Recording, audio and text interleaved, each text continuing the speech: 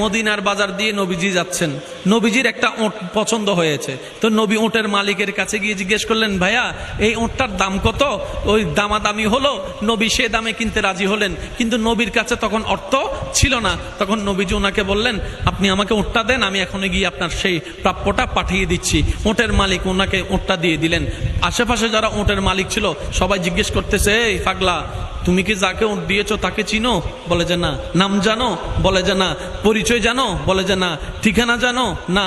তো তুমি যে ওঁটটা দিয়ে দিলা, উনি যদি ওঁটের টাকাটা না ফাটায় তখন তো তুমি লসের মধ্যে চলে যাবা। সে ওঁটের মালিক বলে, এত সুন্দর নুরানি চেহারাওয়ালা কখনো বাটপার হতে পারে না, কখনো চিটার হতে পারে না, কখনো মিথ্যুক হতে পারে না।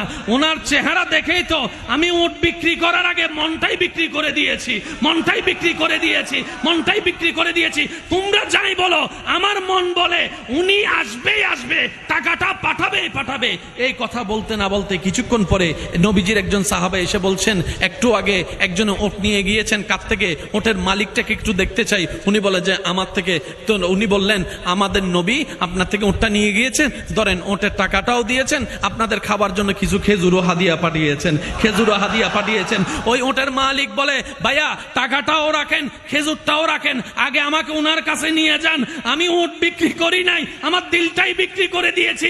ওনার চেহারা মোবারক দেখে আমার মনটাই পাল্টাই গিয়েছে, আমি কালিমা পড়ে মুসলমান হয়ে যেতে রাজি আছি। সুবহান।